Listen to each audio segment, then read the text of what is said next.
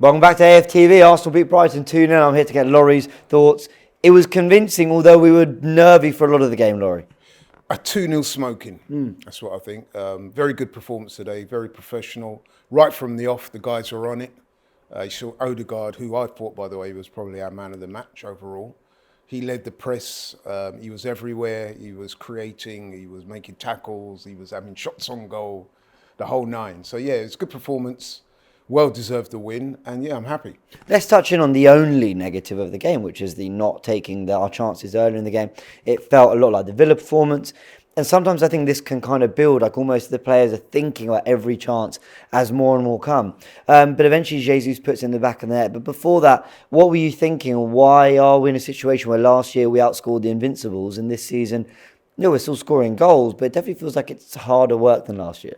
Yeah, you're right. I mean, I wasn't overly concerned because I was trying to be positive, thinking that, sooner or later we're going to convert one of the chances that we were making. So I wasn't overly concerned, but it was a little thought in the back of my head that, I think I even said it on the stream that it's one of those games where you're so much in control, but unless you actually put the chances away, there's a danger that Brighton could go down the other end and just sneak one in, and then the best laid plans go to us. So they nearly did.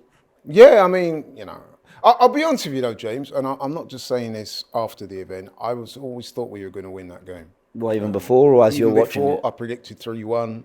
The way we started the game, that just gave me even more confidence. It was a good performance from the guys. Indeed, I can't think of a single player that didn't have a good game today. It was a very good professional performance. I totally and utterly agree. Let's talk about players that have been criticised for various reasons. Eddie Nketiah being one of them, Kai Havertz another, but they link up really well. Let's not ignore Trossard and Odegaard's part to play in that goal as well. But the key moment, the assist and the weight of pass from Eddie, the touch and finish from Havertz, and that wins us the game. They showed their quality in a moment where Arsenal needed it. We struggled against Wolves to get that set, that 2-goal gap that would have just put them to bed when we went back to 2-1 a few weeks ago. This time we got it, and I'm really happy for both of them. Yeah, likewise. I mean, Eddie came on and immediately made that impact with a superb reverse pass straight into the feet of Havertz, who took his goal well. Havertz as well. He's continuing his good form. He's having an impact on the game. I mean, I was one of those people that with Havertz, when we would talk about him on shows like this, I would always say, he's not having bad games, but I want to see him impact the game positively. I think in the last 3 or 4 games he's played for Arsenal, you're seeing him having that positive impact. So, yeah, man, his trajectory is upwards and long may it continue. Do you think he's feeling more at home, Kai Havertz? Like, I was watching games at the start of the season, and I was thinking, look, Arsenal aren't firing, but I always, and I know I'm saying this now, I guess because I'm saying it to be complimentary, but I always used to look at Havertz and go, you look the worst player on the pitch. And I'm not trying to be really harsh. He just felt so off the pace compared to the others.